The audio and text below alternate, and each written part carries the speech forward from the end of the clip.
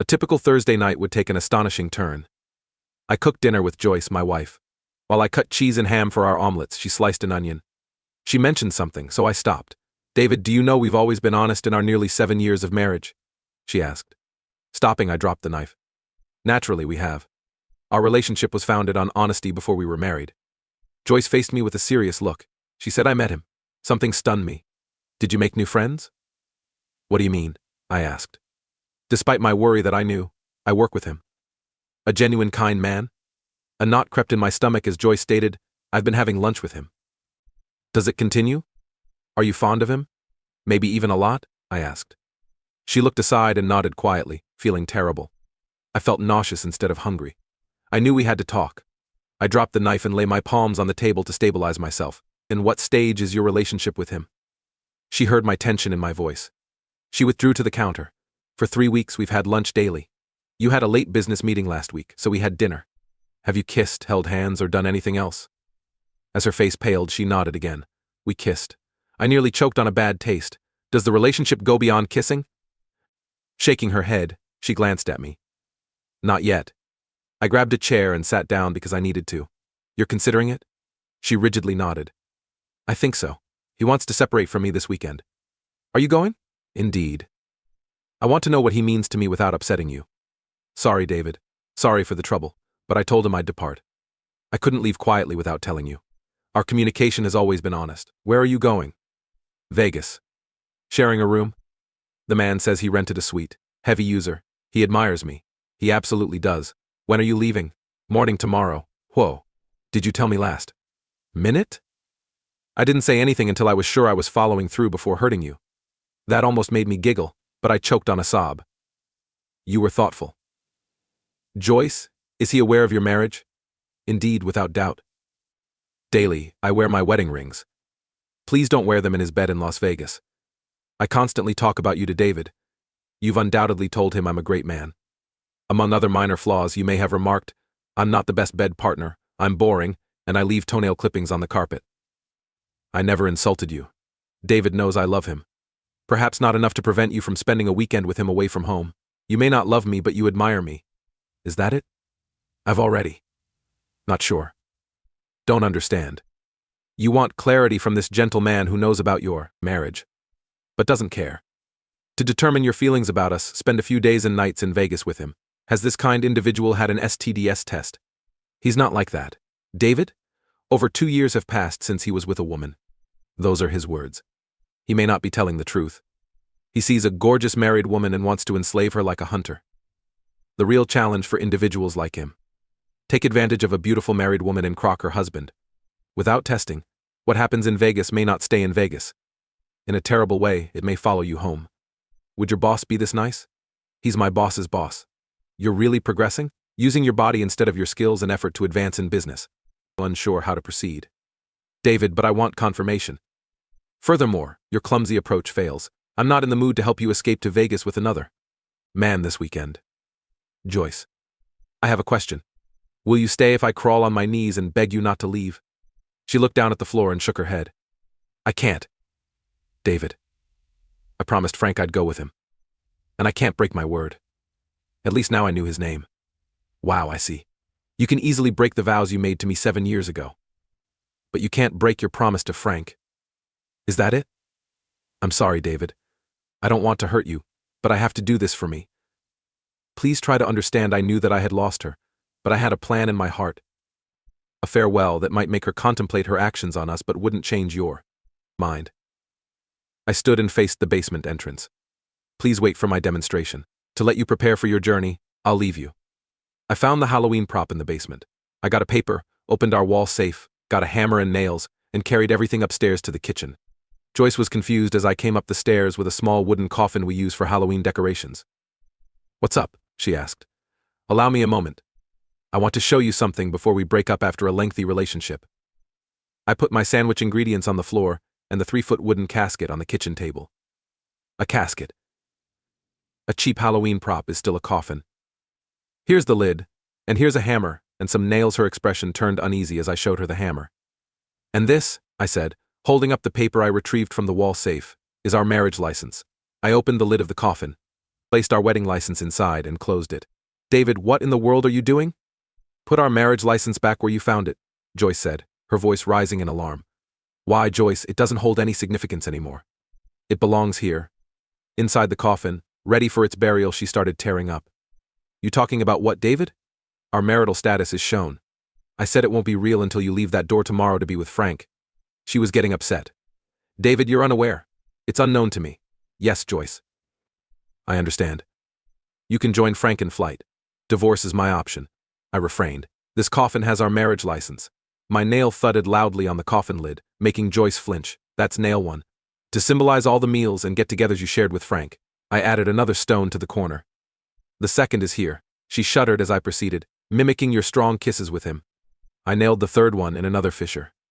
You agreed to break up with Frank with this nail. Genuinely kind man. To Vegas for the weekend, I said, nailing the coffin's last corner while holding it up. One powerful hit smashed it into the wood. That's nail 4. Joyce, you know the saying. Last straw in this coffin, it forever seals everything within's fate. My union is dead in that casket. Joyce.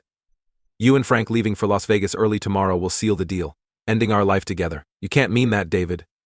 You cannot dismiss us on one mistake. I'm not ending our connection. You are Joyce. I loved you deeply. It has been a privilege to be your wife for 7 years. You are the most beautiful and seductive woman I have met. This isn't my last call. Could I? The marriage license would go in the coffin with me. Could I find some lingerie and a negligee you bought for this occasion in your suitcase to pique my attention and twist the knife? Joyce didn't speak, but her emotions and attitude spoke all. That occurred to me. About to leave. I want to avoid your final deceit. I'll get whatever I need for the next few weeks once you and Frank leave. While in Vegas, you'll probably be too fascinated with Frank to think about anything else. Consider what home items you want to keep. I won't be here when you return, but my lawyer will contact you within a week or two. After getting my jacket, I left the building and got in my car. The darkest night of my life left me numb and dead. Not knowing where I was heading didn't matter. All I wanted was to leave. Knowing I couldn't eat, I booked a Motel 6 far from the airport to avoid Frank. It didn't matter. He may have won, or I may have lost. My phone buzzed many times with Joyce's name on the caller ID, but I ignored it. I didn't want to know why she left a nice marriage. I couldn't sleep thinking about them together, how foolish I was to think I could keep her forever. The next day I showered, changed, and went to the nearest Denny's for toast and coffee. I assumed that was everything. I tried not to think of Joyce, but Frank kept coming to mind. I picture my wife, the woman I thought would always be at my side, holding hands with Frank on the plane, kissing him in the taxi, and hurrying through check-in to their hotel. I heard cheating hurts, yet I had no idea how destructive that might be. I finally contacted my office at 8:30 to tell my assistant I wasn't coming in. I stated I was sick and wanted to be back to normal by Monday. I found Joyce's missed calls and 12 text messages after hanging up. I didn't delete or read them.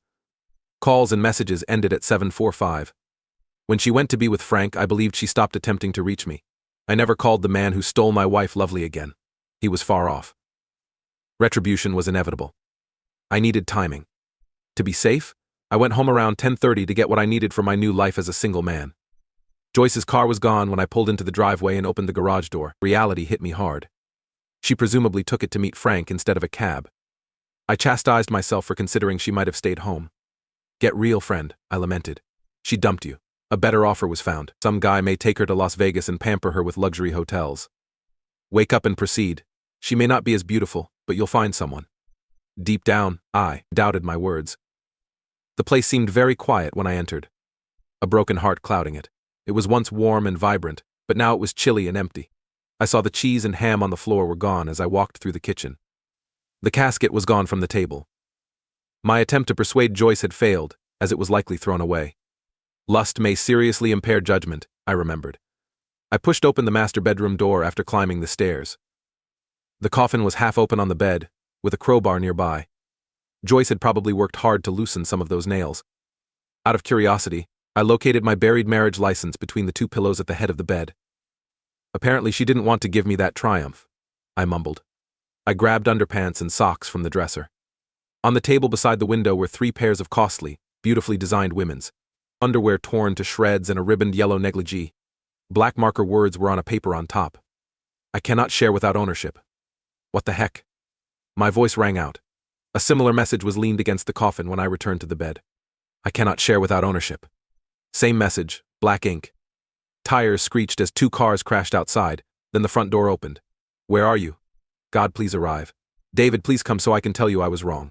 How foolishly incorrect I was. A woman yelled. I heard footsteps race to the stairs, then stumbling and falling halfway up. She was crying uncontrollably and crawled toward me when she saw me at the top of the landing. 2 years of dating preceded their 7-year marriage. I'd never seen her like that. She was makeupless. Her hair was messy. She had red, puffy eyes and a Caltech sweater. I joked about giving her plush bunny slippers for Christmas. Joyce, what's up? Where's Frank? I requested.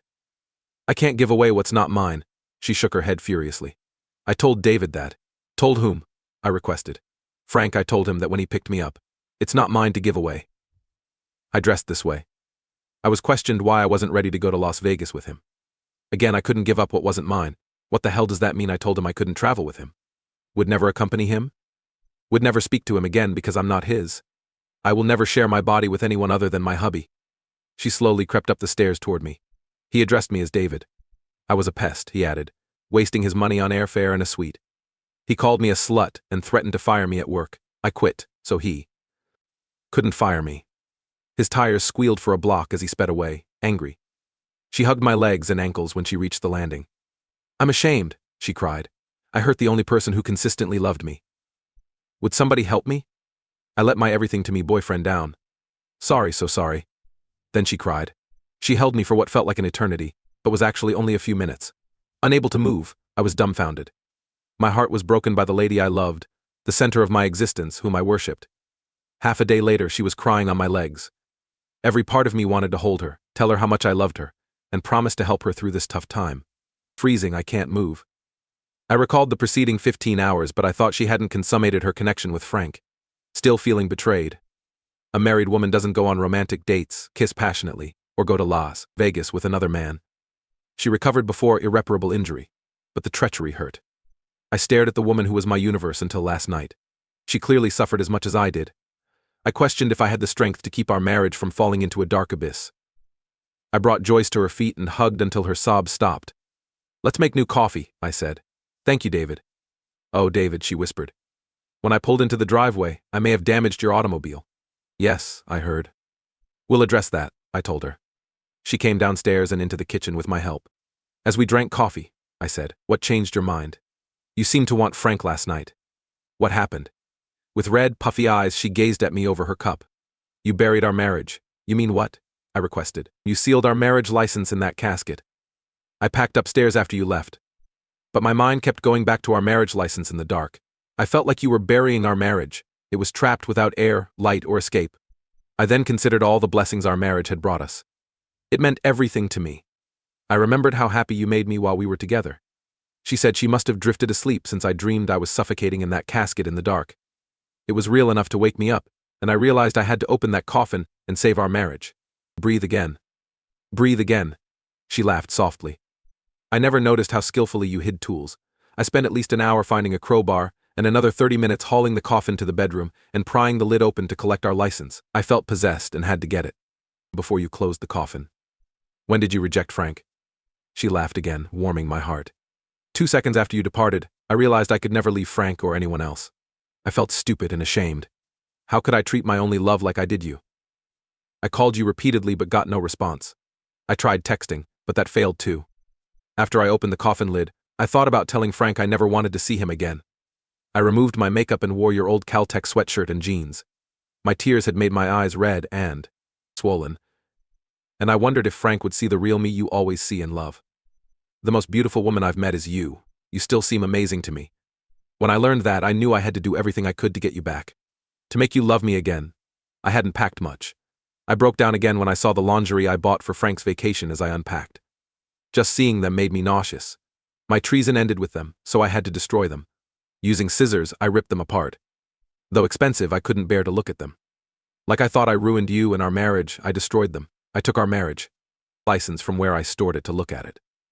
Very simple. Joyce Russell married David Campbell on June 12, 2005. Your best man and maid of honor saw it. Reading brought back memories. We swore to stay together till death in front of our family and friends. I cried again, understanding I needed just you. I told Frank I couldn't share what I didn't own when he picked me up. Thank you for sharing. You've made me think. Are we going to survive? Joyce asks. Not sure. Joyce, I hope so. Right now I'm undecided. You nearly broke me last night. I've never hurt so much. I felt abandoned and powerless. Can you imagine knowing your ideal partner? The one you've always trusted? Picking someone else over you? Her tears returned. David, I'm sorry. I was insane. I'd do anything to fix it. Even die if it helps. Dying wouldn't help.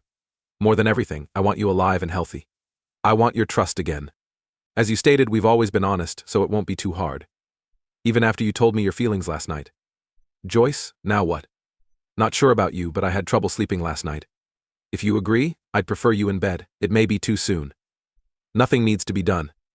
David, I just want to feel you next to me, where only you belong, her dark eyes begged. Okay, but no funny business. Joyce, I'm still upset with you, I said authoritatively. A tiny smile pulled at her lips. Anything you say, darling, she replied, crossing her heart. She took my arm and led me upstairs to her room. Absolutely no funny business. For a couple of months, things were uncertain. No matter how hard I tried, there were times when that night would haunt me, leaving me in a bad mood. Joyce seemed to notice those times and would shower me with love until she was the only thing on my mind. Eventually, she quit her job. When her boss and HR asked why, she told them about Frank. Though embarrassed, she needed to get it off her chest. Not surprisingly, HR informed her that Frank, the seemingly nice guy, had 3 harassment complaints against him. In short, he lost his job and references. Joyce was allowed to keep her job and even received a substantial sum of money in exchange for not suing the company. She stayed at her job for about 6 months, and during that time, we found out we were going to be parents. Life moves forward. Sometimes you have to give someone a second chance to make things right, even though many people would disagree with me.